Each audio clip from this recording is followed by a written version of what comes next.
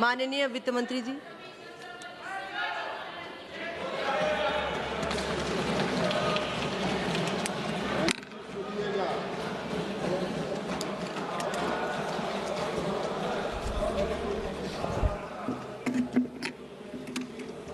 धन्यवाद madam. Budget के प्रस्ताव पर बहुत सारे मेंबर्स, ऑनरेबल मेंबर्स बात किए हैं। उन सब के हर एक विषय के ऊपर क्लैरिफिकेशन देने से पहले थोड़ा बजट के विषय पहले सामने रखना चाह रही हूँ। Sir, madam, this budget is a budget which is prepared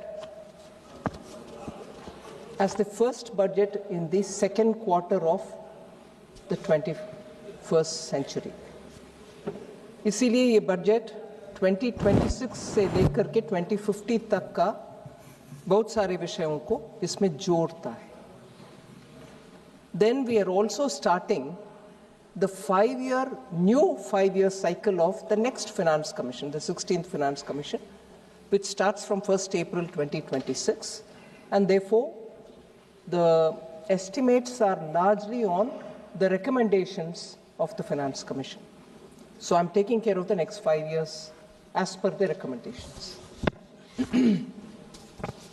Then coming to 26-27, you're looking at 1 year's budget. So in other words, this is, as Honorable Prime Minister said before the commencement of this budget session, that this is the first budget of the second quarter of 21st century, and truly it has got many of those features in it. That is why you're looking at some of the long-term investments that we are making today, which will have bearing in the long term, whether you're talking of the Biopharma Shakti, the very thing that where we are highlighting how biosimilars will be an answer to many of those life-threatening diseases. And that takes a long time to evolve.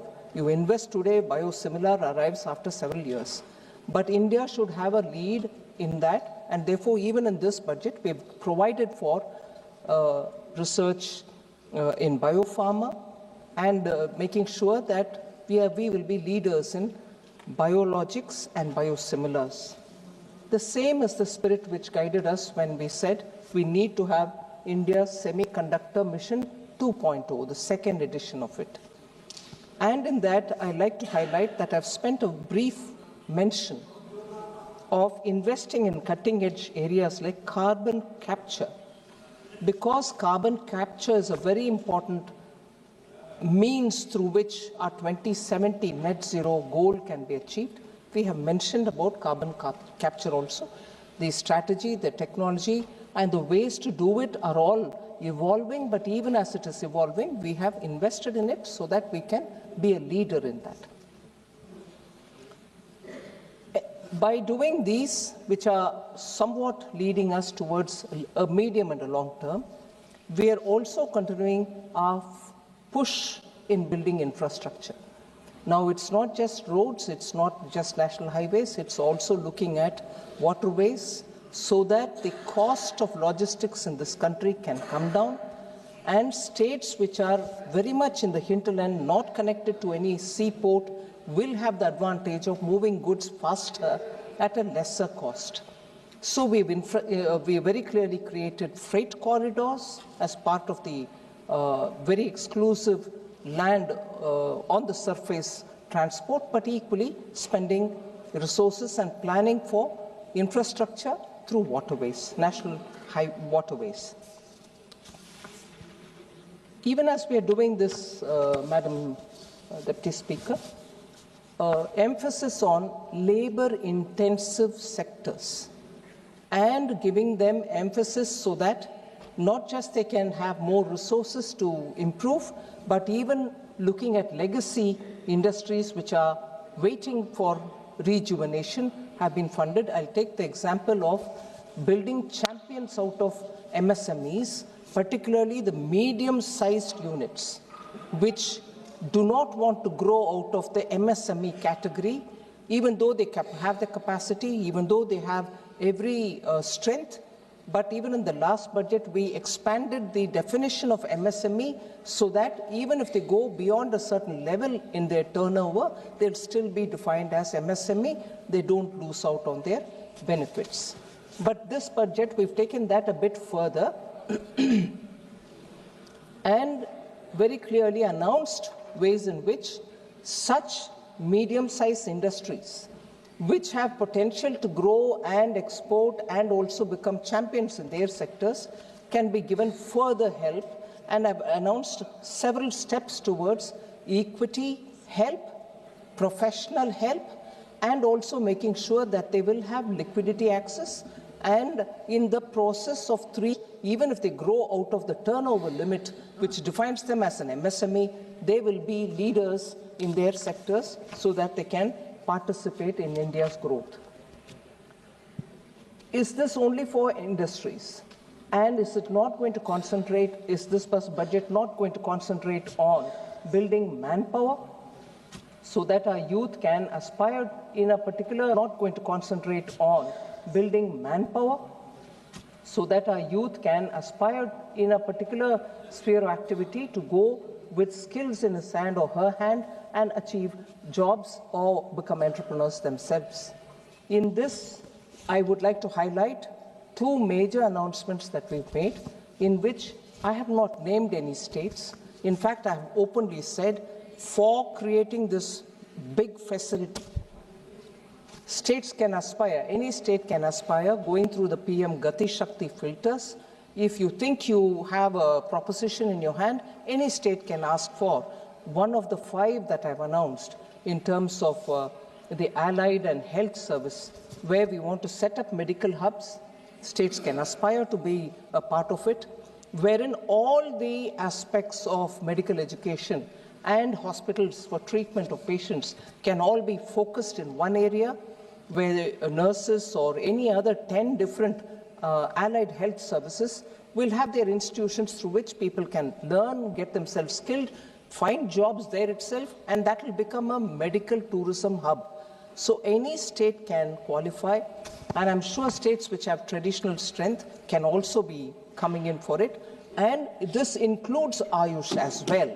So this is a major forward-looking proposition wherein immediately, because of the medical tourism advantage that India has, this will become a center of multi-purpose, multi-speciality allied health service center through which we can promote medical health, medical tourism.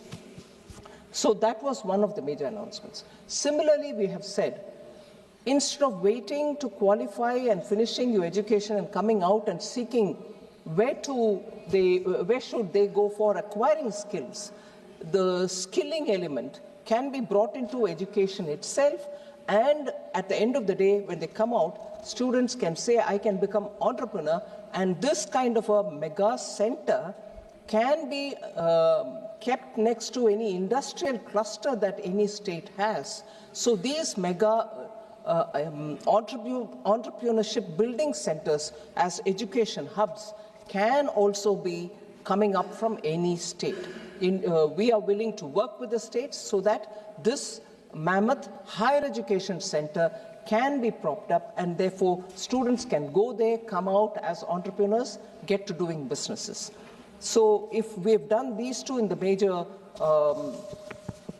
education-related activity, health-related activity, we've also openly said that mega textile parks, we are willing to work with states, particularly looking at industrial textiles, looking at textiles which are going to be new age, which are now becoming a part of manufacturing in industries, whether they manufacture a car, where the safety cushion which comes in is all completely made out of industrial textiles.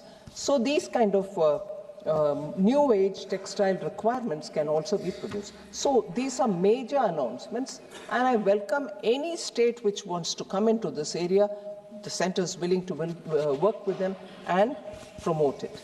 If this is all being done at the level of youth and students and larger centers where jobs and education can go together, health and education can go together, health and providing services to patients who come from different parts of the world come together. We are also placing emphasis in animal husbandry, fisheries, to make sure that in every district you get the facilities for a veterinary surgeon, veterinary hospital, testing labs, so that animal husbandry can be given that priority immediately in the rural areas. So farmers or those who are not farmers who want to get into animal husbandry can also benefit. That is why these announcements for fishing sector, it goes along with money being put in for restoring 500 Amrit Sarovars, the waterways, and the particular waterway which has been, national waterway which has been announced, also has institutions of excellence along its course, along the course of the river, so that shipbuilding, boat building, particularly I mentioned this, the route in which the national waterway is being announced, which will end up covering all the mineral-rich parts of the country and linking up with Paradip or with Dhamra port, is passing through states where the Nishad log can become boat makers, and they're already experts in it. They can also teach people. They can become part of the Institute of Excellence, so that inland shipbuilding for the transporting of huge logistical facilities will all have the support of the local experts who for generations have done this work. They can also benefit in this growth. Equally, ma'am, as I said, not just helping the MSMEs which are new, but also the old and legacy industries, 200 legacy clusters which have been known for decades as those places which supported MSME, and from there they produce and export. It can be any of them. It can be Ludhiana, it can be Jalandhar, or it can be Kanpur, or it can be centers near Bihar, it can be anywhere in Bengal. So any legacy cluster, 200, we have volunteered that it can be funded, upgraded, given the modern instruments, hardware, software that is required. We will be undertaking that. Other than also providing for girls' hostel in every district, so that girls do not hesitate to take up to science education, which requires long-term, long hours to be spent in the colleges and universities. All of them, not just the girls' hostel, but the training, the internship, and the kind of programs that we're looking at education centers are all with AI provisioning. So AI education is not anymore kept at elite levels. It's going to be available for all our young.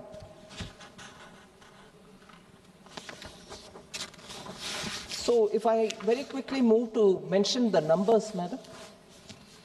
Gross tax receipts are at 44.04 lakh crore in this BE. It's about 8% more than what was in BE of RE of 25-26. 3.26 lakh crores more than the RE. And if I were to look at the total expenditure, madam, for 26-27, it's at 53.47 lakh crores, so much more than what we receive as tax receipts. The capital expenditure is at 12.22 lakh crores, which is 3.1% of GDP, and also 11.5% higher than the RE 25-26. Of this, I'm glad to say, on the recommendation of finance ministers from the states who met me before the budget preparation, which is a normal calendar event which before every budget I meet up with the state finance ministers, on their recommendation and accepting their recommendation, capital expenditure grant that we grant, call it loan without interest for 50 years, which eventually would be equivalent to a grant, has been increased on their request to 2 lakh crores under SASCI, and that is very much for their capital expenditure. Many states have actually shown that some of the signature projects of their states have been completed over the years, since 2021 when we have been giving them SASKI, 50 years interest-free capital expenditure, money which goes to the states.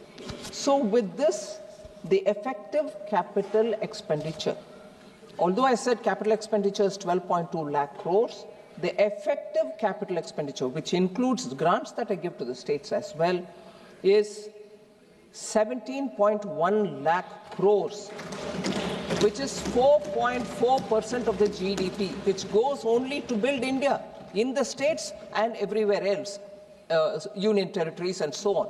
So states and union territory put together for the capital expenditure, 17.1 lakh crore is being given effectively.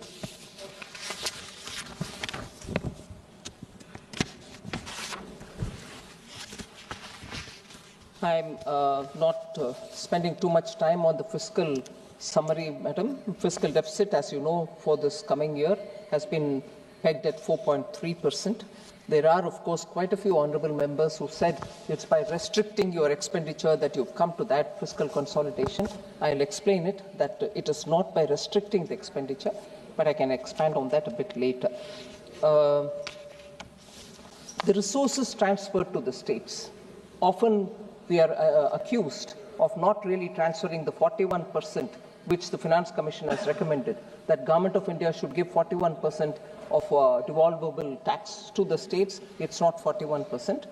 I will assure this House through you, Madam, 41% it is that we have transferred to the states.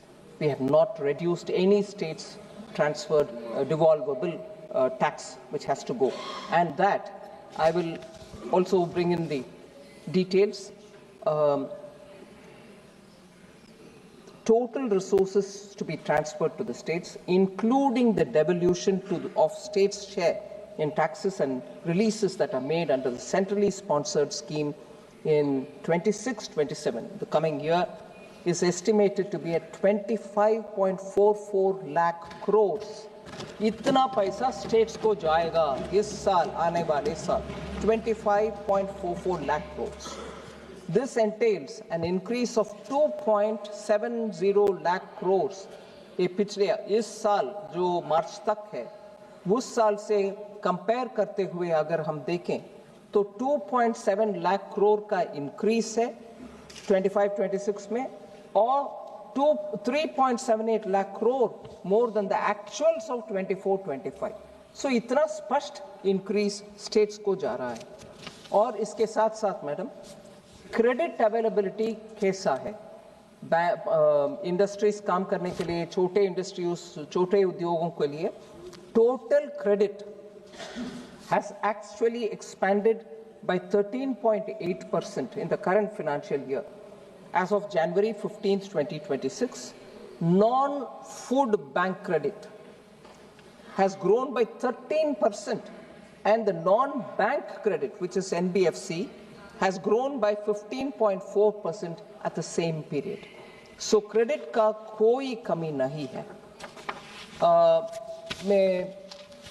I want to highlight the fact, Madam, the 16th Finance Commission, whose report I had tabled in this House, has very clearly said, क्योंकि बार-बार ये प्रश्न आता है कि centre states को देने वाले पैसा नहीं दे रही है, उसका विषय में फिनांस कमीशन अध्ययन करने के बाद उनका बयान है रिपोर्ट में. मैं I am not exactly coating it, I am putting that वो रिपोर्ट में क्या कहा गया. 16th Finance Commission analyzed the state's share transferred by the center to the states from 2018-19 to 22-23 and concluded that in each of these years, the devolution made by the center exactly matches the recommendation of the Finance Commission. So सिर्फ हम नहीं claim कर रहे हैं, finance commission ही विस्तार से इसको अध्ययन करने के बाद उनका रिपोर्ट में ये बताया गया कि सेंटर से जो पैसा स्टेट्स को जाना है, ये उदाहरण लेकर के 18-19 to 20-22-23 इन सालों का विषय में अध्ययन करने के बाद स्पष्टता से बोला है कि केंद्र सरकार से राज्य सरकार को जितने भी पैसा जाना है वो टिक गया है स्टेट्स को, कोई इसमें शक करने का गुंजाइश नहीं है।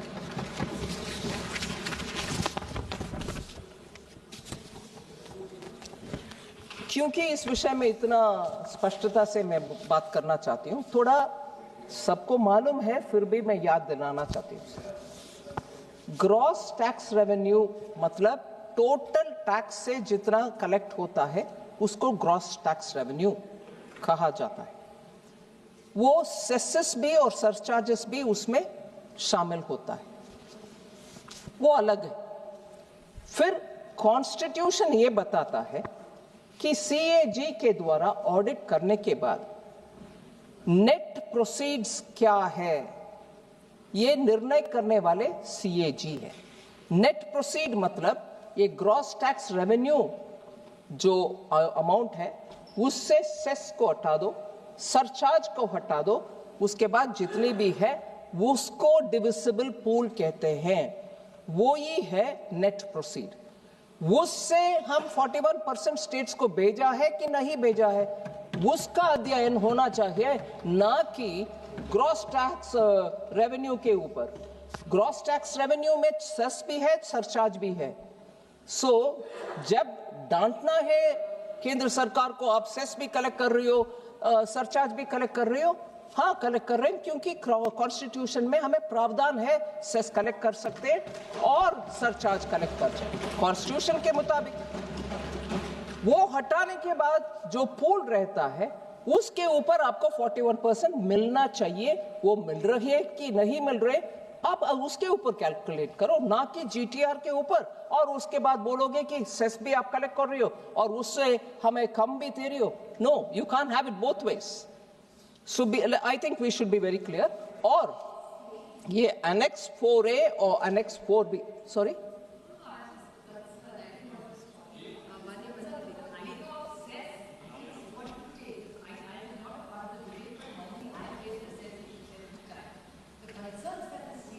माननीय सदस्यगण, सभा की सहमति हो तो सभा की कार्रवाई माननीय वित्त मंत्री जी के भाषण की समाप्ति तक बढ़ा दी जाए।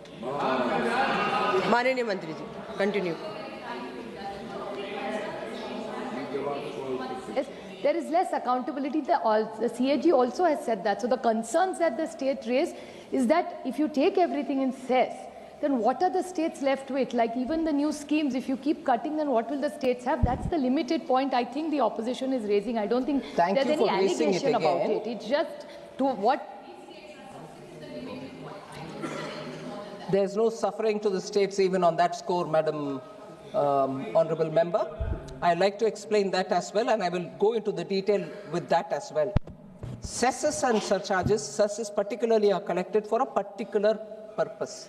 Health cess, education cess, road cess, इन सब में जितने भी कलेक्ट होते हैं वो हमारे काम में नहीं आता है, वो स्टेट्स को जाता है उस पर्पस के लिए। स्कूल बनाओ, एजुकेशन सेस, हेल्थ सेंटर में कुछ कमी है, मशीन्स खरीद लो, उसके लिए जाता है हेल्थ सेस।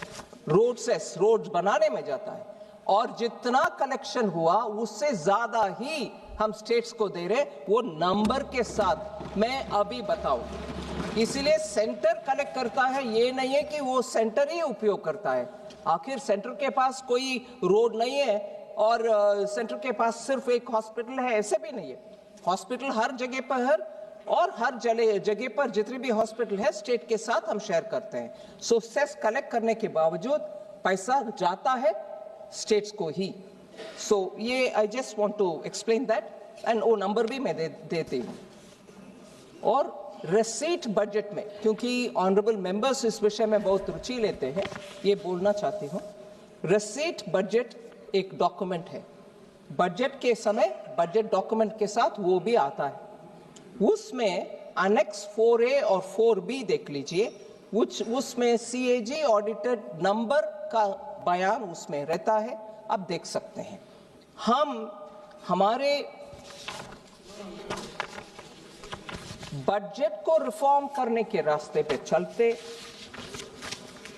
एक नया रिसीट बजट में जोड़ा है, 4C। वो 4C भी हर साल आता है। उस 4C से आपको और क्लियरली डेटा मिलेगा कि कहाँ जा रहा है पैसा। ये भी फिनांस कमीशन अभी रेकमेंड भी कर रहे हैं कि हर साल आप डेटा निकालो उसका, वो निकाल रहे हैं।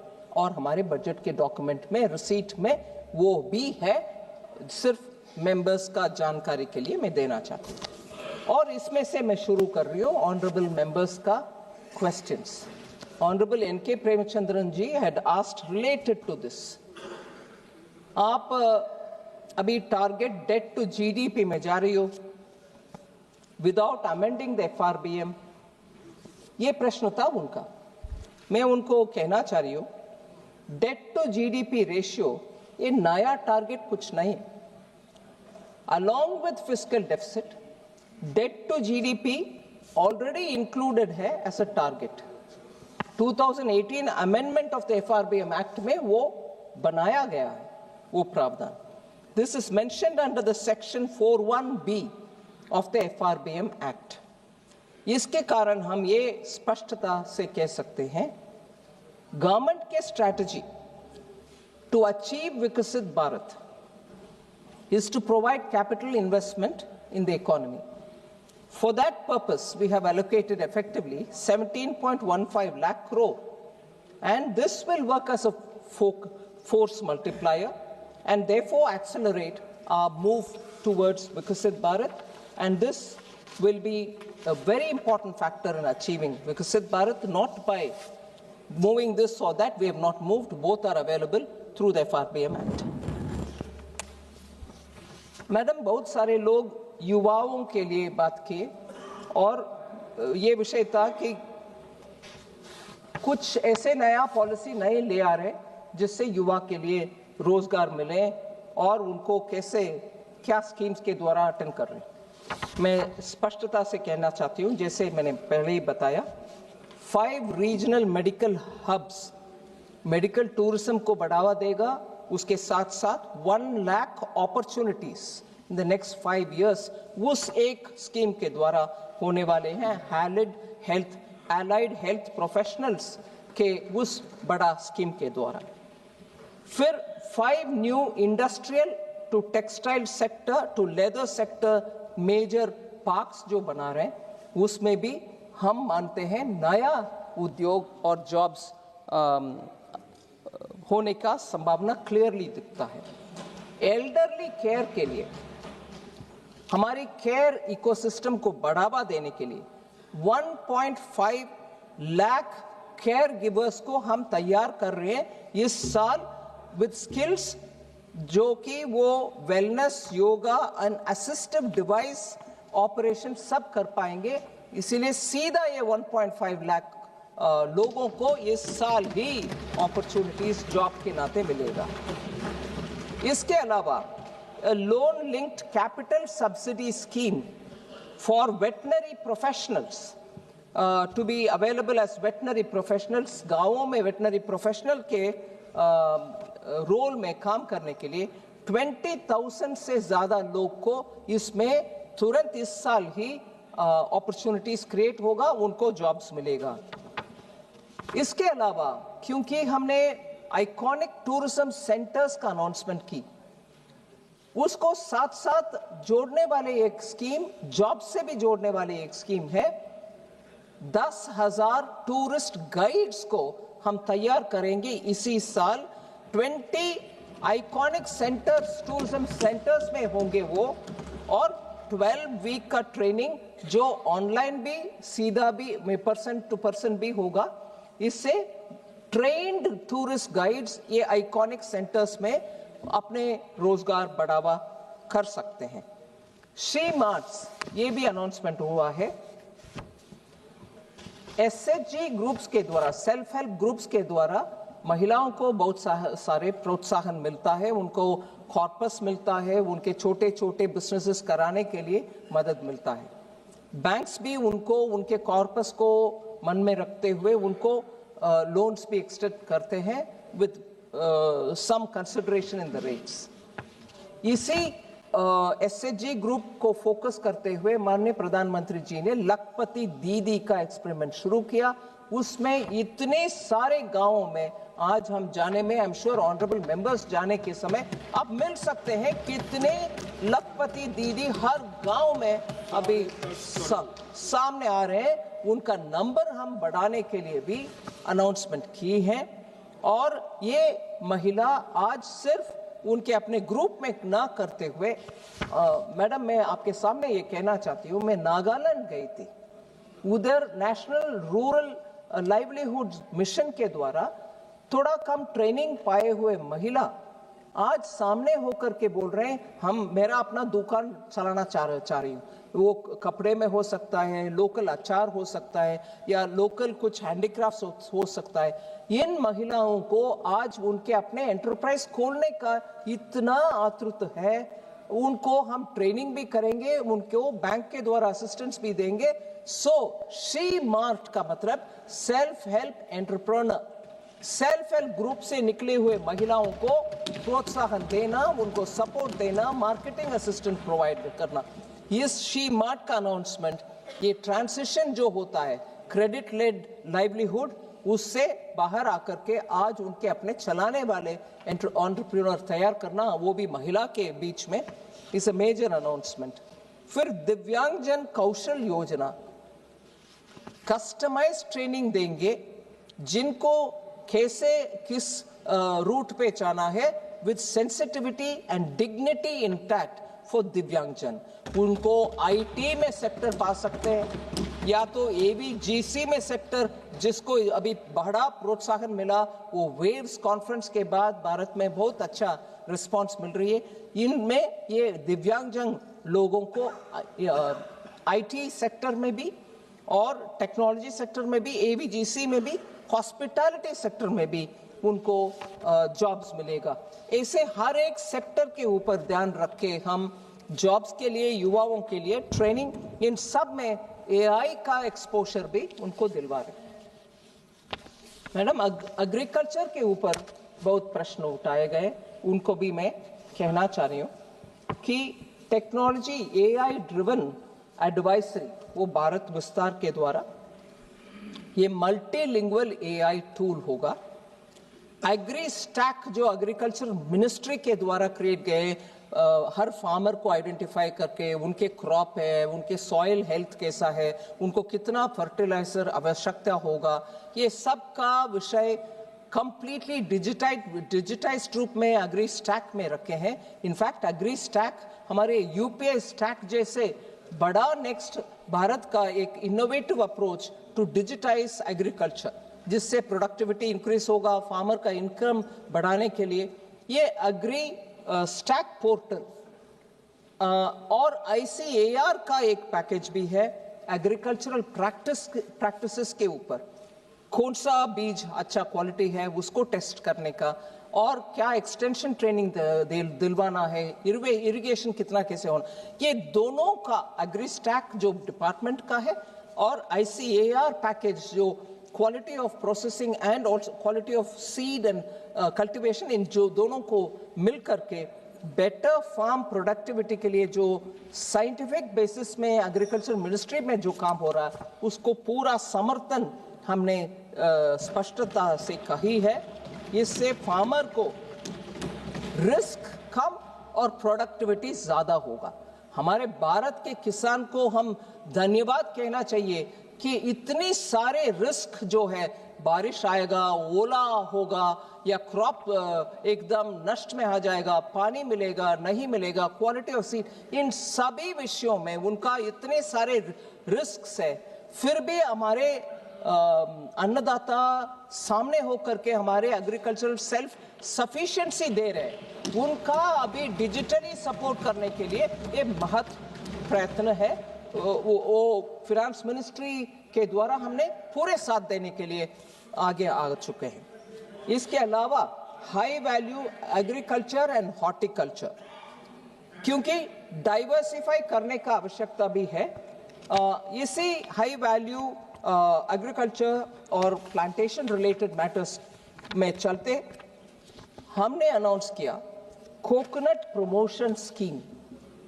इसके द्वारा old and non productive trees को रिप्लेस कर सकते हैं हाई यील्डिंग सैपलिंग्स को उपयोग कर सकते हैं। 1 करोड़ फार्मर्स के लिए ये तुरंत बेनिफिट देगा। ये एक अनाउंसमेंट कोकोनट प्रमोशन के, और ये बहुत ही इंपॉर्टेंट है। I would have really appreciated if members of honorable members from particularly from Kerala who spoke about Kerala को कुछ नहीं मिल रहा। कोकोनट केरला का जीवन धारा है मैडम। हाँ, और हमारे सरकार के द्वारा प्रमोशन कर रहे हैं। और मैं ये भी बता दूं, देश भर में इन्फ्लेशन रेट एक है। टोटली इन्फ्लेशन कैलकुलेशन करने में एक नंबर आएगा नेशनल एवरेज। हर एक स्टेट में भी आजकल डेटा निकल रही है। मॉस्पी का डेटा अभी नया सीरीज जो आ रही है फरवरी 27 से, उसमें भी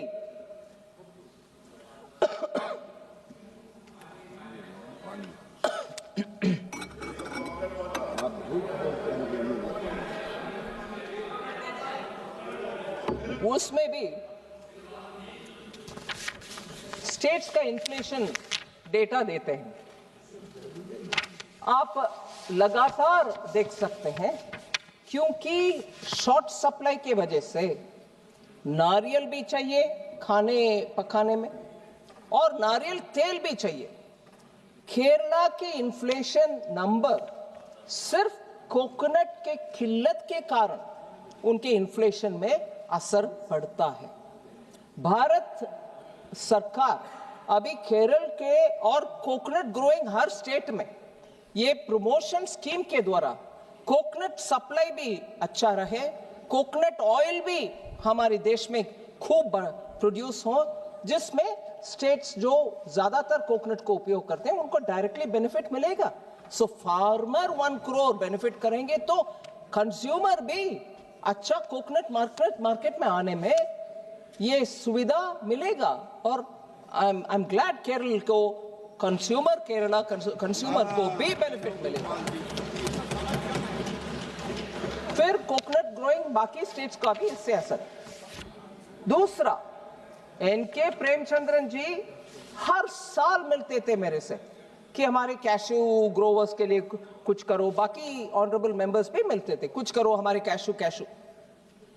इससे ज्यादा कॉम्प्रिहेंसिव अप्रोच लेकर के कैशू सेल्फ सफिशिएंसी हो भारत देश में, कैशू एक्सपोर्ट हो भारत देश से, कैशू का वैल्यू एडिशन हो जाओ भारत देश में ही।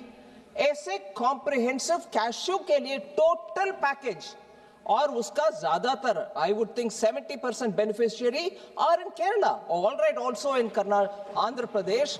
Are honourable member from Kakinada spoke about it this morning. So Maharashtra, Goa, completely cashew industry last few years had their own difficulties. मगर इस स्कीम के द्वारा हमने कैशू को कंप्लीट सपोर्ट दे रहे हैं। सो इन स्टेट्स में थोड़ा एक्टिवली होकर के सामने आकर इसका पूरे भरपूर उपयोग करना चाहिए इस स्कीम को। ऐसे ही कोको, आज को कर्नाटका में भी बीच में इंटरक्रॉपिंग का फैसिलिटी, वो अरेका नट ट्रीज के बीच में कोको कल्टीवेशन हो रही है भारत देश में, उसका भी सपोर्ट हम दे रहे हैं। ऐसे ही हमारे हिमालयन हिली स्टेट्स में पाइन नट का, वॉलनट्स का, आमंड्स का प्रोत्साहन इस स्कीम के द्वारा मिलेगा। और नॉर्थ ईस्ट में पर्टिकुलरली त्रिपुरा एंड असम, ये अगरवुड उधर होता है, उसको like sambrani, the frankincense, they use it for making agarbattis. And South East Asia में उसका बहुत बड़ा मार्केट रहता है।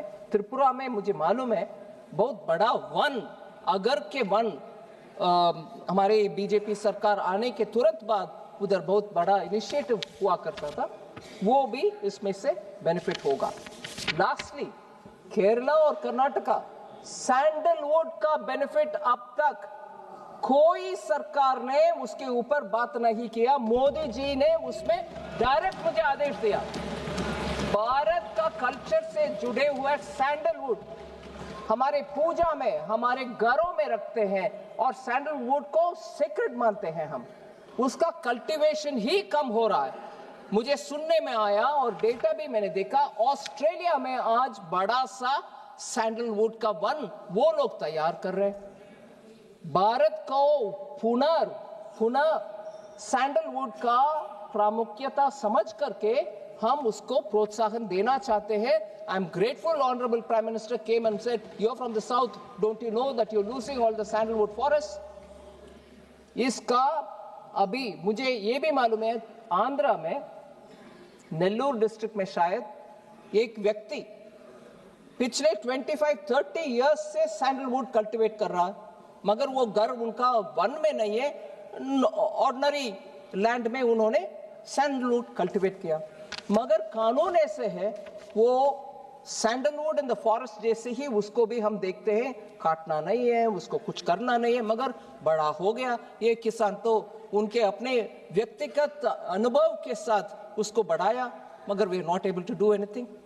सो कानून जब रेस्ट्रिक्टिव हो जाता है, ऐसे बड़ा जो भारत देश का संपत्ति माना जाना चाहिए, ऐसे सैंडलवुड का भी हम इस बार प्रोत्साहन दे रहे हैं। I am sure Kerala, Karnataka and states can benefit out of it.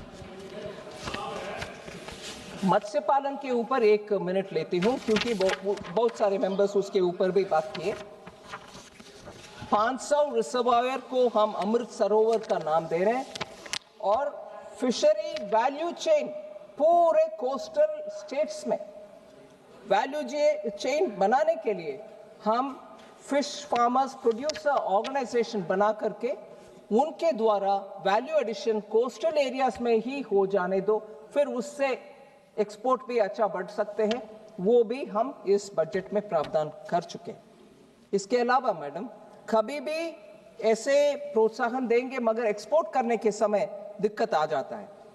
Duty free EEZ fishing zone, exclusive economic zone जो होता है हमारे समुद्र के तट में, उस पूरे इलाका में फिशिंग राइट्स हमारे फिशरमैन को मिलना चाहिए। अभी तो वो 12 किलोमीटर्स तक ही जा सकते हैं, उसके आगे जाने में दिक्कत आ जाता है।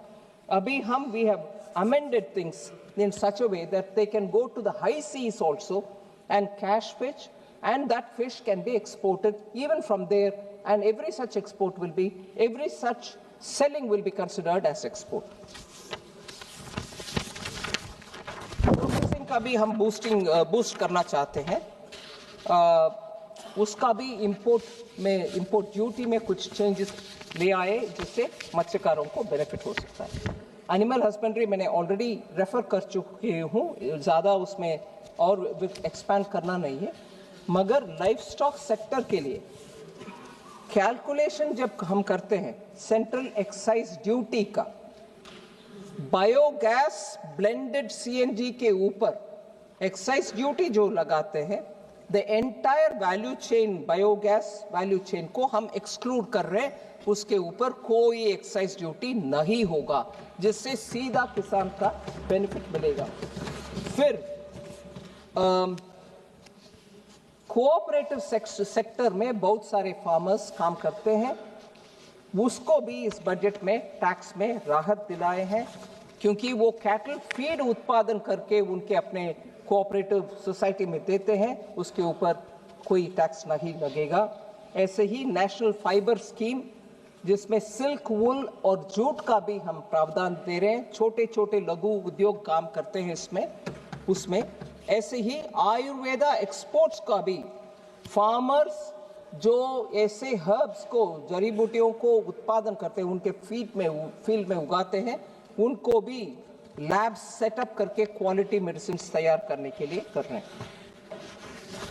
मैडम, एक विषय फार्मर के जब बात करते हैं, फार्मर के ऊपर विषय बात करते हैं, बजट एलोकेशन फॉर फर्टिलाइजर ज्यादातर हम भूल जाते हैं।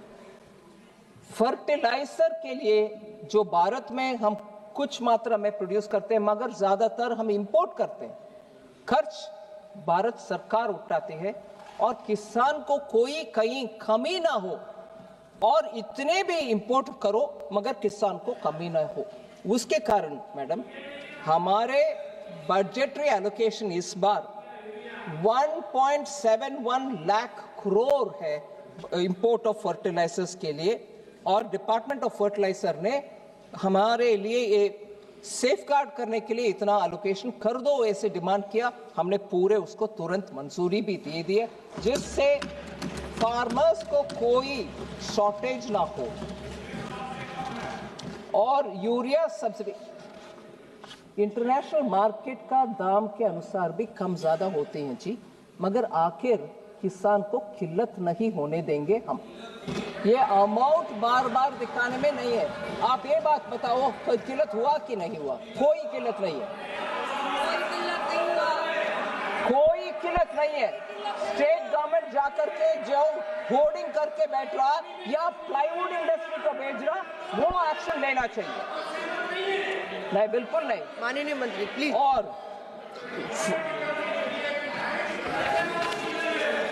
कोई किल्लत नहीं है। फिर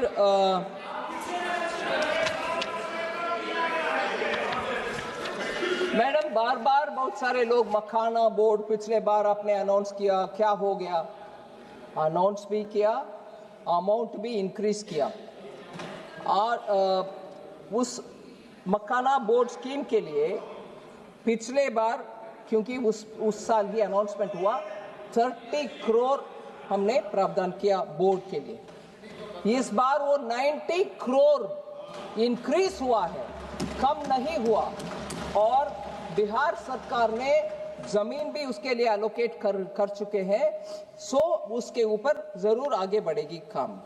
फिर कोई ऑनरेबल मेंबर ने हमसे पूछा कॉटन टेक्नोलॉजी मिशन और मिशन फॉर पल्सेस और mission for vegetables and fruits, क्या हो गया उसका? बहुत अनाउंसमेंट करते हो स्कीम, आखिर क्या हो रहा?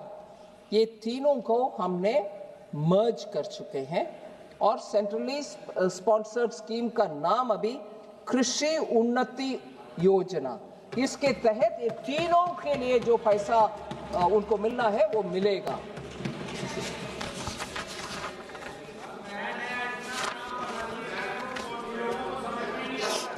समझ में नहीं आएगा मैडम। माननीय अखिलेश जी बात करने के समय,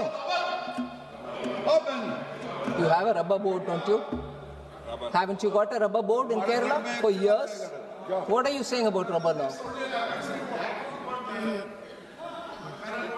अखिलेश यादव जी ने बात करने के समय बोले no bullet train for UP.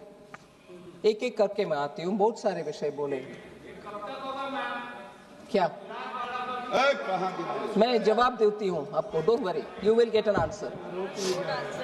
ये कब तक का विषय पूछने से पहले आपकी इंडी अलायंस का विषय सोच लेना। उसको देर करने वाले कौन है? पूछ लो, यूबीटी से पूछ लो, जमीन क्यों देर से दिया, उसके वजह से कॉस्ट क्यों बढ़ाया? आपके अलायंस पार्टनर, उनसे पूछो भाई, ना कि मेरे से। लैंड समय पर दिए होते अब तक बुलेट ट्रेन चलता होता, लैंड नहीं दिया और जानबूझ करके मुंबई का नुकसान किया, मुंबई का नुकसान करवाया। मैडम, यूपी को बुलेट ट्रेन नहीं है वगैरह, सच नहीं है madam.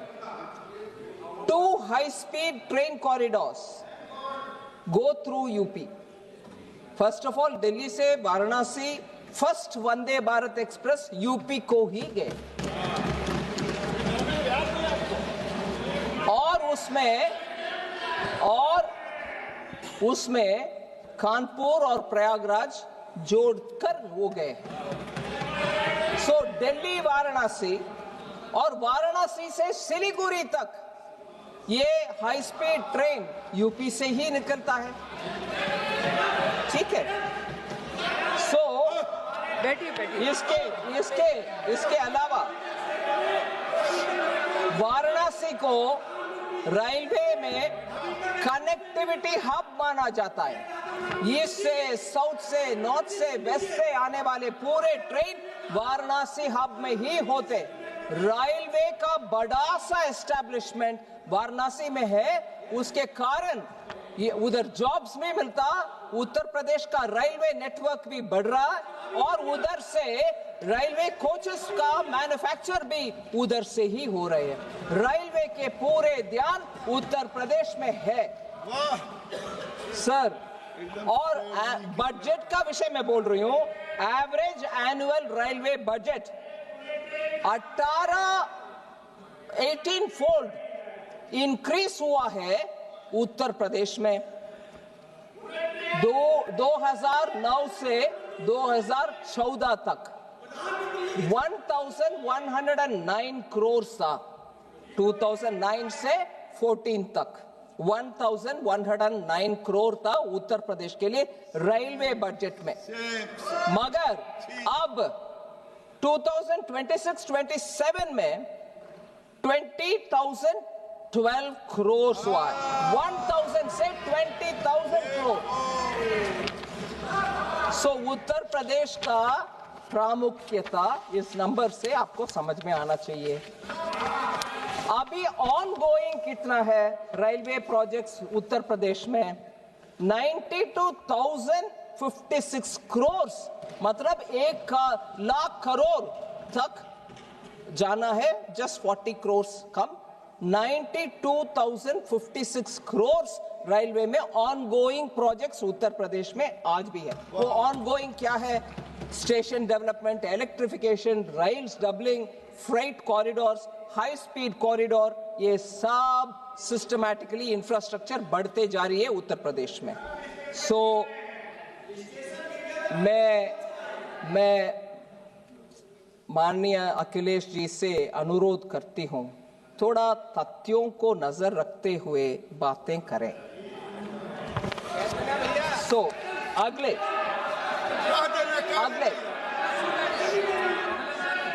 Professor Saugata Roy, West Bengal does not find a mention in the budget. बोलते हैं वेस्ट बंगाल बजट में एक बार भी मेंशन नहीं हुआ। ये डेलिबरेटली पता नहीं क्यों मिस इन्फॉर्मेशन करना चाहते हैं।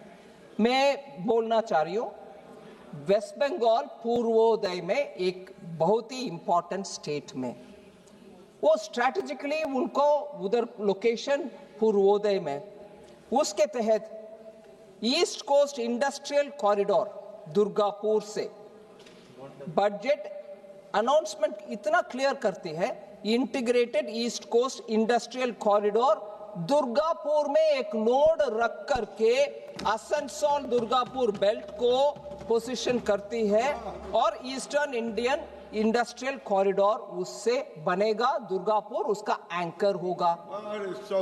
Second, high speed rail to north Bengal, Varanasi से जो अभी मैंने बताया सिलीगुड़ी जाने वाले train, high speed rail north Bengal को पहुंच रही है।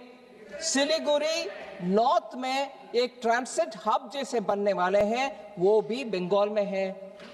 तीसरा, जूट रिवाइवल के लिए हमने इतना बड़ा घोषणा की है, national fibre scheme for self reliance in jute, और बंगाल के हुगली बेल्ट में जो जूट मिल्स है उन सब में लाखों जूट फार्मर्स को उसके द्वारा उनका जीवन शैली ही गुजरता है। उनके लिए अलग से national fibre for self reliance in jute. क्या सिर्फ बंगाल के लिए वो एक अकेला स्कीम नहीं होगा, बड़ा सा स्कीम नहीं होगा, किसान के लिए नहीं होगा, वो भी बंगाल के लिए है। इसके अलावा leather exports, duty free imports, inputs, shoe upper का इनपुट्स का भी हमने ड्यूटी फ्री कर दिया, जिससे लेदर इंडस्ट्री में काम करने वाले बंगाल में ज्यादातर लोग पहले 6 महीने के लिए इंपोर्ट करें और 6 महीने के अंदर एक्सपोर्ट भी करना पड़ता था। अभी वो नहीं है, आप इंपोर्ट करो, पूरे 1 साल रखो और उसके बाद आराम से एक्सपोर्ट करो। ये सुविधा लेदर इंडस्ट्री में काम करने वाले के लिए इस बजट में हमने लिया है, वो बंगाल के लिए नहीं है। फिर पूर्वोदय इसमें टूरिज्म डेस्टिनेशन, ये पूर्वोदय 5 स्टेट के लिए हर एक स्टेट में एक एक वर्ल्ड क्लास टूरिज्म डेस्टिनेशन हम बनवाएंगे, इसका अनाउंसमेंट भी हुआ। वेस्ट बंगाल उनके अपने चुने हुए कुछ क्षेत्र को ऐसे हाईलाइट बना सकते हैं, वो अपने स्टेट के इच्छा के अनुसार वो कर सकते हैं, वो भी उनके लिए। ऐसे ही जंगल महल एरिया में जो बीड़ी बनाने के लिए तेंदू लीफ निकालते हैं फॉरेस्ट से, उस तेंदू लीफ के ऊपर TCS हम कलेक्ट करते थे, उसको 5% से 2% को कम करवाया इस बजट में। उसके बेनिफिट सीधा बंकुरा, पुरुलिया और मिदनापुर में जो काम करते हैं, फॉरेस्ट में जाकर के तेंदू पत्ता ले आकर के बीड़ी वर्कर को देते हैं, उनको सीधा मिलेगा। ये सब बंगाल के लिए नहीं है क्या? बंगाल का मेंशन नहीं हुआ, ऐसे आरोप लगा रहे, वो गलत आरोप है। फिर और मैं ये कहना चाह रही हूं, हमने केमिकल पार्क का अनाउंसमेंट किया और वो केमिकल पार्क को चैलेंज मोड में ले आने के लिए क्या बंगाल अपने साहस दिखा नहीं सकते कि जहां उनका हल्दिया पेट्रोकेमिकल यूनिट के बगल में केमिकल पार्क अगर बनना चाहते हैं, हमने तो 3 केमिकल पार्क अनाउंस किए बिना स्टेट का नाम लेते हुए। बंगाल सामने आने दो, केमिकल पार्क बनने के लिए वो भी सेंटर के साथ काम करें। बंगाल के जनता के हित में ये कर नहीं सकते हैं, मगर ना बंगाल के लिए कुछ नहीं दिया। फिर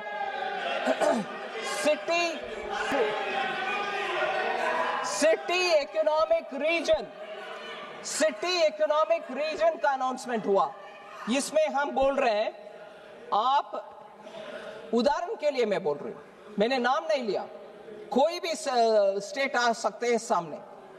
हर साल अगले 5 साल के लिए हर साल 1000 करोड़ देंगे एक सिटी का इकोनॉमिक रीजन बनाने के लिए। क्यों? कोलकाता, हावड़ा, आसनसोल, दुर्गापुर उसमें शामिल हो सकते हैं। 5000 करोड़ लोग 5 साल के लिए, कौन रोक रहा भाई आपको? नहीं, हम गुस्से में हर बार सुप्रीम कोर्ट तक जाएंगे, सेंट्रल गवर्नमेंट हमारे खिलाफ है और डांट खाएंगे उधर, सुप्रीम कोर्ट में डांट खाओगे, मगर एक्सेप्ट नहीं करोगे, सेंटर आपको हेल्प कर रहा है। ये सिटी इकोनॉमिक रीजन क्यों नहीं कर सकते? नहीं, हम सब हाथ में दे, फिर भी केंद्र सरकार के ऊपर डांट पड़ते होना चाहिए। ये शर्मनाक कॉन्डक्ट मुझे लगता है बार बार केंद्र सरकार के ऊपर फेडरलिज्म का लेक्चर देने वाले। बंगाल आइए, सामने आइए, इसमें प्रपोज करिए, ले लीजिए। और लास्ट में madam, national institute of design जो अहमदाबाद में है, देश में और एक नहीं है, उनका आउटपोस्ट ही है, उनका एक्सटेंशन है। नया नेशनल इंस्टीट्यूट ऑफ डिजाइन हम बनाने के लिए घोषणा कर चुके हैं, वो पूर्वोदय में होगा। इसमें भी बंगाल आ सकते हैं सामने, हमें भी दे दो, आओ ले आओ। बंगाल के हित में अगर चाहते हैं सामने आओ, ले लो। बीजेपी आएगी बंगाल में, बीजेपी आएगी बंगाल में। मैडम, एक और विषय मैंने बहुत ही ध्यान से सुना, ऑनरेबल मेंबर अभिषेक बैनर्जी का स्पीच ध्यान से सुना। अभिषेक बैनर्जी का स्पीच मैंने ध्यान से सुना, मगर मुझे दुख लग रहा है कि इस सदन में आकर के सदन के हर मेंबर को मालूम है ऐसे जानकारी को तोड़ मडोड़ करके अनट्रूथ, एकदम गलत बयान। जीएसटी, अब सुन लो भैया, सुन लो, जीएसटी इतना क्या बोलते हैं, चमकदार और वेरी अट्रैक्टिव वे में वो बोलते हैं एक बंदा अगर जन्म से टैक्स पे करता है, जन्म लेते हुए ही दूध के ऊपर टैक्स है, डायपर के ऊपर टैक्स है, फिर स्कूल में जाता है नोटबुक के ऊपर टैक्स है, फिर हॉस्पिटल में जाता है उसमें टैक्स है। कहां से निकाल रहे हैं जी ये सब? मैं बोल रही हूं 2017 जब जीएसटी इंट्रोडक्शन हुआ तब से ही दूध के ऊपर टैक्स नहीं है जीएसटी। ये कहां से ले आ रहे हैं जी? इस हाउस को I don't know if it is the right word, बेवकूफ बनाने के लिए उनका भाषण है। मिल्क के ऊपर कोई टैक्स नहीं है जीएसटी, एजुकेशन के ऊपर कोई टैक्स नहीं है, जीएसटी इफेक्टिवली एग्जेम्प्ट है, जीरो है। Pre school to higher secondary education ये सब जीएसटी से मुफ्त। Education leading to recognised qualification जहां है वहां भी जीएसटी नहीं है। बुक्स, नोटबुक्स, टेक्स्ट बुक्स सब जीरो है जीएसटी। ये सब जुलाई 2017 से ही, ये नेक्स्ट जनरेशन जो सितंबर 2025 में आया उसमें और सुधार हुआ है। एंड देयरफॉर एसेंशियल, और ये भी पेंसिल, शार्पनर, अब इतना आई मीन मुझे लग रहा है कि how can you go on saying like this untruth. ये टीएमसी का भी जीरो आने वाला है, टीएमसी का भी जीरो आएगा, जीरो। और पेंसिल, शार्पनर, मैं स्पष्ट करने के लिए बोल रही हूं मैडम आपको, ये आप आराम से सुनिए ना, आप सुनिए madam. Pencil, sharpener, eraser, exercise book, notebooks, maps सब जीरो है। सो ये कहां से निकल कर डेटा ले आ रहे पता नहीं। हेल्थ केयर सर्विसेज सितंबर 2025 से इधर बहुत चर्चा हुआ मानसून सेशन के समय, उसके बाद हेल्थ में मैं जीएसटी काउंसिल को धन्यवाद कहना चाह रही हूं, सभी मंत्रीगण उसमें सहमत थे। जीएसटी रेट ट्रीटमेंट, डायग्नोसिस और केयर के लिए जीरो है, टोटली एग्जेम्प्ट है since 1 July 2017। Health and life insurance अभी वो भी जीरो को आ गया प्रीमियम के ऊपर। फिर पता नहीं कहां से बोल रहे हैं। फिर मुझे बहुत ही दुख लगा, और ये विषय हम सबको दुखदायक बनाने वाले विषय, और इसमें एक बार नहीं दो बार नहीं मैडम आप शांति से बैठो। Madam, honourable chair, honourable member Abhishek Banerjee ने 2 बार एक विषय जिक्र किया, मुझे बहुत दुख लगा। हम सबको दुख लगेगा। आदमी मरने के बाद भी जीएसटी है, अगरबत्ती चलाना हो तो भी जीएसटी है। ये बयान उनसे मैंने सुना और मुझे बहुत दुख लगा। जीएसटी फ्यूनरल सर्विसेज के ऊपर कभी नहीं था, जीरो। ये कट मनी का बात कर रहे हैं, बंगाल में लेते हैं। हाँ मैडम, मुझे माननीय मेंबर गिरिराज सिंह जी का बयान अभी उचित लग रहा है। शायद बंगाल में कट मनी सिंडिकेट ले रहा होगा डेथ के ऊपर, उसके कारण वो बोल रहे हैं वो जीएसटी है। वो जीएसटी नहीं, टीएमसी का कट सिंडिकेट, टीएमसी का सिंडिकेट ले रहा है।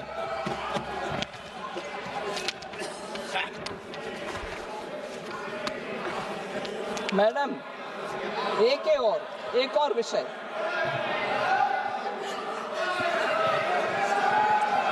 हर विषय में, don't worry, I will say that equally आई से,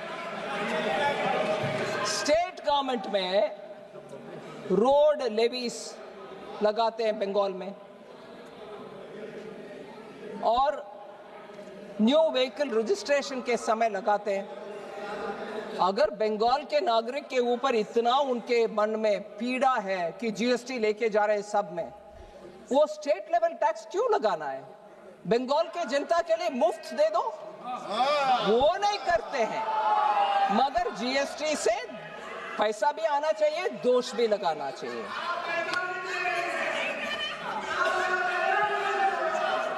मैं एक रिक्वेस्ट करती हूँ माननीय मेंबर को, मैंने एक रिक्वेस्ट करती हूँ, उनके गवर्नमेंट में जाकर बोले, मैडम सुनिए, आपके गवर्नमेंट को बोलो, आपके गवर्नमेंट के पास ये बात बोलो, ऑनरेबल एमपी कॉमन मैन के ऊपर, सुनिए मैडम, आपके कॉमन मैन के ऊपर बंगाल में बोझ कम करना चाहते हो तो मैं बोल रही हूं, कोलकाता में पेट्रोल दिल्ली से कंपेयर करते हुए 10 रुपया क्यों ज्यादा है? आप जाके उसको कम करो ना, वो कम करो मैडम। और लास्ट में बंगाल के विषय में मैडम, मैंने जब अनाउंस किया, मैंने एक, अरे माननीय सदस्य प्लीज, ईस्ट फ्रेट मैडम, इस बजट में हमने दंकुनी का नाम लिया, दंकुनी, क्योंकि ईस्ट वेस्ट कॉरिडोर बनना चाहिए। ईस्ट वेस्ट कॉरिडोर जहां दंकुनी से सूरत को जाना है, वो हमने अनाउंस किया। बंगाल के नेतागण को इतना दुख है, बंगाल के लोगों को इतना दुख हो कि ये अनाउंसमेंट माननीय सीएम ममता बनर्जी जब रेलवे मंत्री थी उस समय ये अनाउंसमेंट हो चुका है, आप कुछ नया नहीं कर रही हो। ये अनाउंसमेंट, ये उनका शिकायत है। Dankuni to Surat east west freight corridor का अनाउंसमेंट, उसमें बंगाल के लोग बोलते हैं ये तो हमारी ममता बनर्जी रेलवे मंत्री जब थी उस समय अनाउंसमेंट हुआ है। गलत है, बिल्कुल गलत है। I have announced new dedicated freight corridor दंकुनी से सूरत। माननीय ममता बनर्जी जी ने लुधियाना से कोलकाता को दंकुनी के द्वारा कुछ अनाउंस करके चले गए, वो कुछ नहीं हुआ उसमें। मैंने अनाउंस किया दंकुनी से सूरत, वो बिल्कुल नया है, इसलिए हर विषय में श्रेय लेने का कष्ट ना करें। इसमें एक विषय में हाउस के ध्यान ले आना चाह रही हूं। माननीय प्रधानमंत्री जी, हम सबको ये बात पहले से बोल रहे हैं, 2014 से बोल रहे हैं कि हमसे पहले रेलवे का कितना भी अनाउंसमेंट हुआ, वो जो कंप्लीट नहीं हुआ उन सबको कंप्लीट पहले करो, चाहे वो कोई और पार्टी ने अनाउंस किया होगा, फिर भी कंप्लीट करो, उसके बाद हमारे अनाउंसमेंट। ऐसे 1990 से मैडम 28 प्रोजेक्ट्स अटका पड़ा था, उन सब को हमने मोदी जी के नेतृत्व में हमने कंप्लीट कर चुके हैं, 1990 से जो पेंडिंग है। और 172 ऐसे प्रोजेक्ट्स 2000 से 2014 में घोषणा हुआ है, उन सब का काम भी अभी हम करते जा रहे हैं। सो हमने ये नहीं किया कि हमसे पहले जो भी अनाउंस किया हमें परवाह नहीं, हम हमारे काम करेंगे। No, we are completing even that which has been announced earlier. मगर ये क्रेडिट जहां मैं दंकुनी से सूरत बोल रही हूं, उसको ममता जी का अकाउंट में डालना सही नहीं।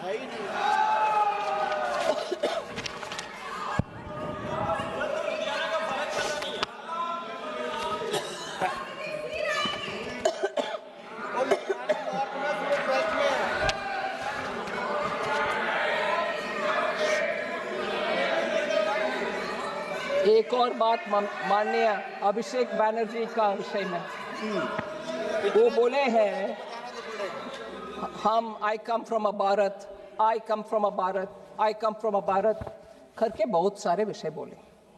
मैं हर एक विषय के ऊपर नहीं कमेंट करना चाहती हूँ, मगर एक लाइन था बहुत ही सुई जैसे, like sharp needle, survival is becoming luxury, और ऐसे कुछ शब्द उपयोग किए। Survival is actually becoming a दिक्कत। मैं बोलना चाह रही हूँ मैडम, पर्टिकुलरली को महिला, उनका कॉन्टेक्स्ट होता। अक्टूबर 2025 में MBBS स्टूडेंट ओडिशा से जो बंगाल में पढ़ रही थी दुर्गापुर में, उनका गैंग रेप हुआ। फिर लीगल प्रोसेस के द्वारा वो झगड़ा करके फरवरी 2026 तक आई। फिर अक्टूबर 2025 में ऑनरेबल चीफ मिनिस्टर पब्लिकली बोल रहे हैं, 2025 में माननीय चीफ मिनिस्टर एक महिला होते हुए, अब सुनिए सुनिए सुनिए मैडम, महिला होते हुए भी माननीय चीफ मिनिस्टर बोल रहे हैं अगर महिला गर्ल हो, स्पेशली गर्ल चाइल्ड, रात्रि के समय बाहर नहीं आना। They should not be allowed to come outside the house. आपके लॉ एंड ऑर्डर को इंप्रूव नहीं कर रही हो, मगर महिला के ऊपर दोष डालते जा रही हो। और आपको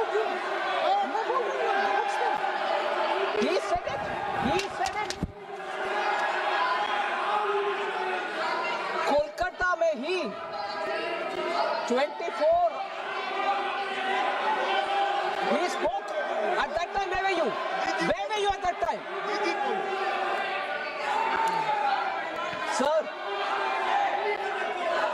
if a friend rapes you, कौन क्या कर सकता है?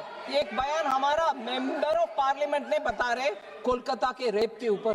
What can be done if a friend rapes you?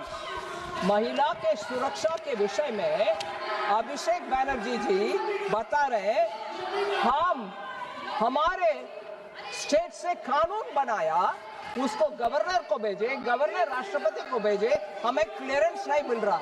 State का हालात ये है और कानून क्लियर नहीं हो रहा। कानून से सब कुछ हो जाएगा।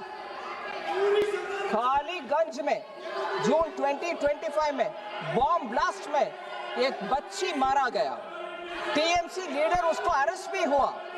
मेदिनीपुर में टीएमसी लीडर का अरेस्ट हुआ बॉम्ब के वजह से। बंगाल में बॉम्ब चलता है, कानून नहीं चलता। और लास्ट में मैं बता रहा हूं, एनसीआरबी का data, national crime research bureau का डेटा, कन्विक्शन रेट क्राइम का, इसमें 35 रैंक में है, 36 स्टेट्स का लिस्ट में 35th रैंक में है बंगाल। और हमारे ऊपर शिकायत,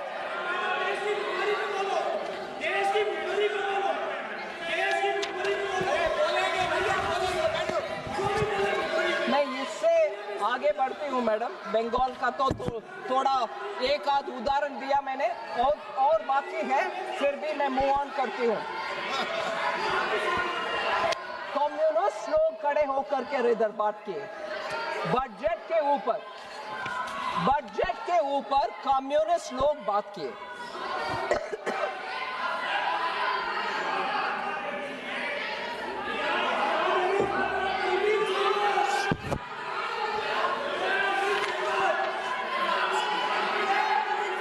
हमें कुछ भी नहीं मिलता,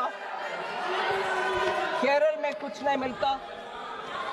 कम्युनिस्ट लोग जहां भी सरकार में थे मैडम, उधर के आर्थिक व्यवस्था इतना नीचे चले जाता है, कोई इन्वेस्टमेंट जाता नहीं है उधर। केरल में एक इंडस्ट्री ग्रुप 3,500 करोड़ का इन्वेस्टमेंट को उधर से हटाया और चले गए दूसरे में। इंडस्ट्री को अट्रैक्ट करने के लिए हर एक स्टेट मेहनत करती है, मगर हम देख रहे कम्युनिस्ट लोग का उनके अपने समय पर कोई उनका करते हैं नहीं है इंडस्ट्री बिल्डअप करने के लिए, ठीक है।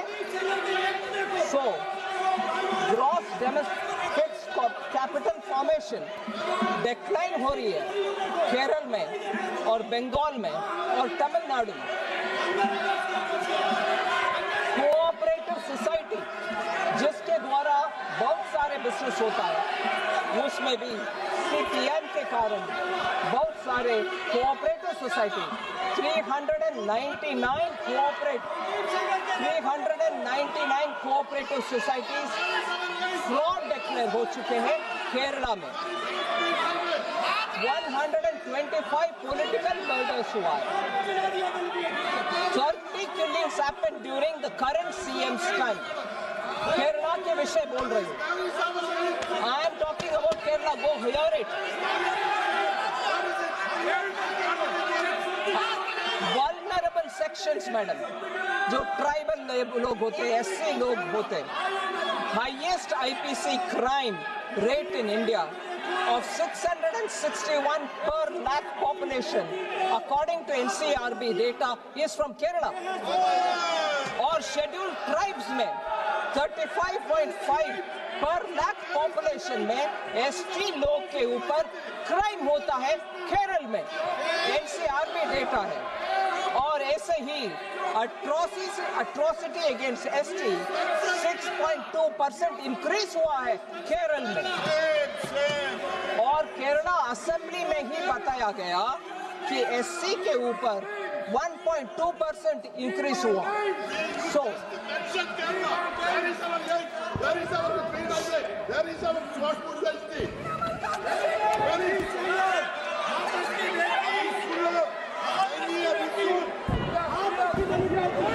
मैम, माननीय leader of the opposition Shri Rahul Gandhi ji बहुत सारे विषय बातें की, सुनो अभी सुनना चाहिए। सुनो, वो थोड़े जीजुत्सु मार्शल आर्ट के लैंग्वेज बताए। मास्टर हाँ, ग्रिप, कंट्रोल, ग्रिप बहुत बताए ग्रिप के ऊपर। और ये भी बताए, इतने भी बताए कि चेयर में बैठे हुए हमारे जगदम्बिका पाल जी को हम आपको रिस्पेक्ट करते हैं, आप आखिर हमारी पार्टी वाला है वगैरह, वो भी बताए। ठीक है जी। बिट्टू को गद्दार का, बट उन्हीं के पार्टी से बाहर आए हुए बिट्टू को ट्रेटर बताया। ये चेयर में बैठे हुए दोस्त हैं, हमारे बिट्टू ट्रेटर हो गए। सो ऐसे कहने वाले लीडर ऑफ द ऑपोजिशन बहुत सारे विषय बताए, उनको मैं जरूर एक पॉइंट पे जरूर आंसर करना चाहता हूँ। मैं वो सही एक विषय उठाया। Please listen, I am talking about LOP. Listen, you will be keen to know. अबोध बालक, नहीं, Suresh, you're not wanting to listen on LOP? Suresh, कोड़ी कुंडल सुरेश, माननीय your मंत्री जी, LOP and not माननीय मंत्री जी, माननीय मंत्री प्लीज। ये आए और डेटा के ऊपर बहुत चिंता व्यक्त की कि भारत के डेटा विदेश में चली जा रहे हैं। सही नहीं है, क्योंकि हम इंसेंटिवाइज कर रहे हैं डेटा सेंटर्स को, जिससे भारत देश में डेटा रहे और भारत के युवा को जॉब्स मिले। उसके लिए हम कर रहे हैं डेटा सेंटर के लिए प्रावधान, और उसको बिना समझे ये बोल रहे डेटा आप विदेश का कंपनी को दे रही हो। हमारे यहाँ क्या होगा? दीदी अबोध, हमारे यहाँ इंसेंटिवाइज कर रहे हैं इसीलिए कि डेटा सेंटर भारत में रहे, डेटा भारत में रहे और डेटा हमारे युवाओं को मैनेज करने के लिए हमारे हाथ में रहे। ये एक विषय है। दूसरा, अबोध बालक के लिए है। इंडिया AI मिशन 1000 करोड़ का अलोकेशन इस बजट के इस विषय के लिए अलोकेट किए हैं। और हमारे इंडियन कस्टमर्स का सर्विस अच्छा हो, क्लाउड विदेश से आने में हमारे डेटा हमारे साथ हमारे कस्टमर्स के लिए सर्विस में आना चाहिए, इसलिए हमने वो एक्सटेंड किए। But that he is not, he didn't notice, he didn't read it, मगर एलिगेशन डाल दिए। Second, food security, fuel security, fertiliser security, ऐसे बयान कर रहे हैं। अबोध बालक पर सुनो। ये विषय हमारे सांसदगण और उनके सांसदगण सब सुनना चाहिए, धैर्य से सुनना चाहिए, धैर्य से सुनना चाहिए। Go sit and hear, ma'am, please. Ma'am, I'm talking to her, okay? I'm talking. I'm replying Rahul Gandhi. Go sit and hear. माननीय मंत्री जी प्लीज। अरे केसी वेणुगोपाल जी, लीडर ऑफ द ऑपोजिशन के लिए आप चिल्लाते रहते हो, अभी जवाब दे रही हो, उनके लोगों को सुनने के लिए बोलो।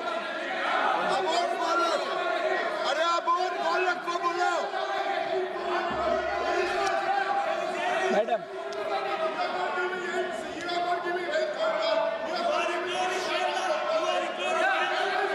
फूड सिक्योरिटी, वैल्यू एडिशन के ऊपर बात कर रहे थे।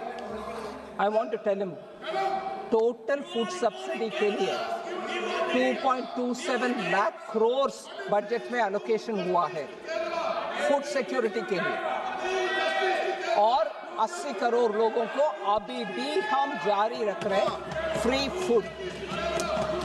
फिर मिनिस्ट्री ऑफ फूड प्रोसेसिंग के द्वारा इंडस्ट्री सेटअप करने के लिए बजट में 4064 करोड़ फूड प्रोसेसिंग इंडस्ट्री के लिए, PM formalisation of micro food processing enterprises के विषय में स्कीम के लिए पैसा 4000 करोड़ से ज्यादा अलोकेट हुआ। फिर हाई वैल्यू एग्रीकल्चर, उसके लिए 350 करोड़ अनाउंस किया है, वो जो कोकोनट वगैरह मैंने एक्सपेंड किया। फूड इन्फ्लेशन सबसे लोअर रेट में है, जबकि यूपीए के समय फूड इन्फ्लेशन डबल डिजिट में था, 10%, 11%, अभी तो वो नीचे आकर के 2% से कम है फूड इन्फ्लेशन। फिर वो बहुत बड़ा बयान दिया, geopolitics, energy, weaponisation of finance, इन सब के ऊपर बोले कि इतने सारे चैलेंजेस है, बजट ब्लड, ये भी बोल रहे हैं कि हमारे बजट उसको एक्नॉलेज करता है, मगर बजट में इतने सारे हैं उसको पढ़ा नहीं है। क्या क्या है मैडम? इकोनॉमिक स्टेबलाइजेशन फंड जो 50,000 crore, economic stabilisation fund 50,000 crore का अनाउंसमेंट हुआ है। अनएंटिसिपेटेड, अनएक्सपेक्टेड, अगर चैलेंज होता है उस पैसा को उपयोग कर सकते। ये 25-26 में ही अनाउंस हो चुका है, वो पैसा है, उनको उसका ध्यान नहीं है। Technology security fund 9,800 crore to counter weaponisation of technology and finance हमने अलॉट कर चुके हैं, वो उसको भी उनका जानकारी नहीं है, पढ़ा नहीं है। अबोध बालक। एनर्जी सिक्योरिटी, रेयर अर्थ के लिए भारत तैयार रहना चाहिए, माइक्रोचिप्स हम बनाना चाहिए, इसके ऊपर इतना चिंता व्यक्त करने वाला है लीडर ऑफ द ऑपोजिशन, ये भी पढ़ा नहीं है कि एनर्जी सिक्योरिटी के लिए हमने critical to insulate India from weaponization of energy matters, the budget pushes for autonomy in critical minerals, customs duty का exemption हुआ, न्यूक्लियर पावर के लिए 2,500 करोड़ अलॉट हुआ, and national green hydrogen mission के लिए 600 करोड़ अलॉट हुआ। बजट को पढ़ा नहीं है, आ गए हमारे लीडर ऑफ द ऑपोजिशन बात करने के लिए। फिर बजट में ये भी कहा कि SEZ मैन्युफैक्चरिंग यूनिट्स इंपैक्ट हुआ है ये टैरिफ वगैरह के कारण, उनको डोमेस्टिक एरिया में सेल करने के लिए हमने प्रावधान किया, कस्टम्स ड्यूटी को छूट दिया, सो दैट वो यूनिट्स बच पाएंगे।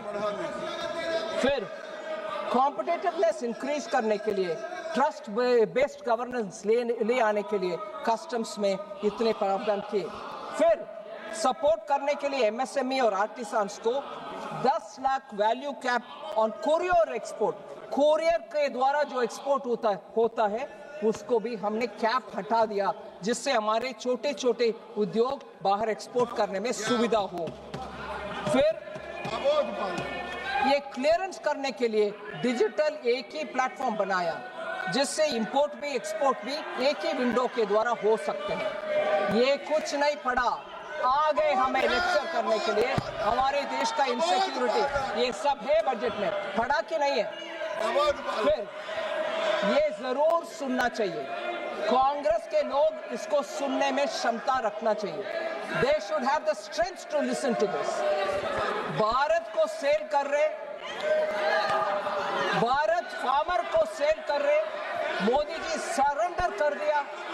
मोदी जी किसी देश का हित का विषय में सामने खड़े होकर के बात करेंगे, देश के हित में काम करेंगे, मगर देश को बेचने वाले कौन है?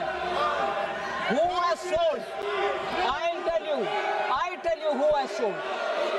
2013 में वर्ल्ड ट्रेड ऑर्गेनाइजेशन WTO में जाकर के बाली में कांग्रेस ने एक समझौता करके आए। वो दो ही विषय था, ट्रेड फैसिलिटेशन एक था, दूसरा विषय public stock holding of grains था।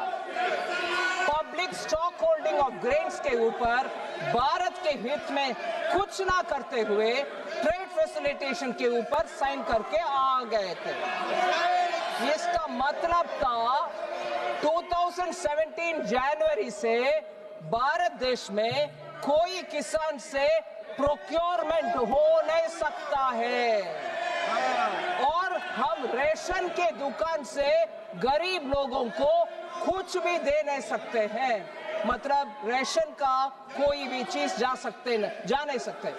वर्ल्ड ट्रेड ऑर्गेनाइजेशन का बाली के मीट में जाकर के समझौता करने वाले ये लोग हैं। हमारे किसान से एमएसपी दे करके कोई प्रोक्योरमेंट कर नहीं सकते थे। अगर मोदी जी 2014 में आकर के WTO के ऊपर हर प्रकार we fought for it and got peace clause so that we can think of the country also, man. This country 2017 से PDS डिस्ट्रीब्यूशन कर नहीं सकते थे, गरीब को रेशन दे नहीं सकते थे, देश को, गरीब को, किसान को बेचने वाले ये लोग हैं। ये सरेंडर करके आए हैं, WTO में जाकर के पूरे सरेंडर करके आए हैं ये लोग।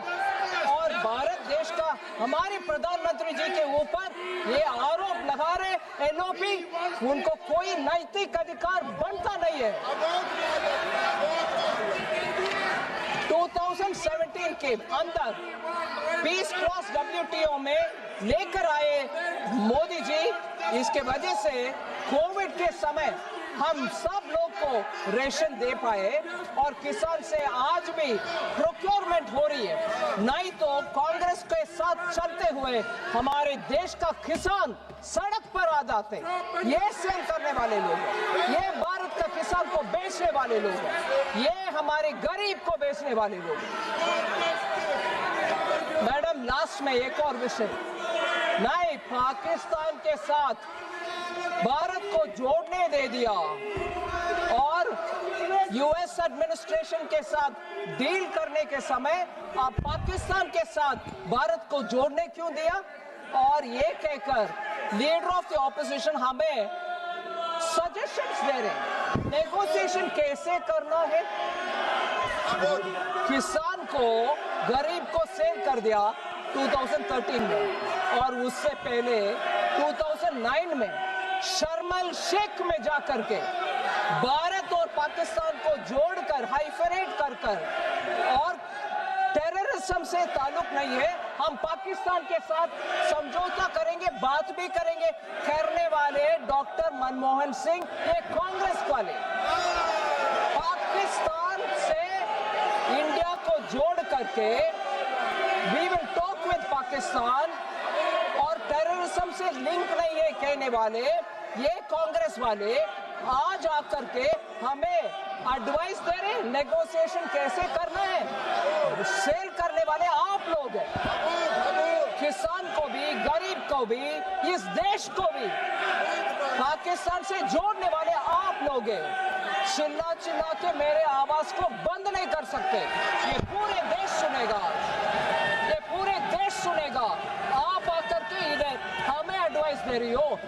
इस किरण रिजिजू ने सही कहा, भारत को बेचने वाले कोई माय की लाडला अभी तक जन्म नहीं हुआ, मोदी जी कभी नहीं करेंगे। Thank you madam.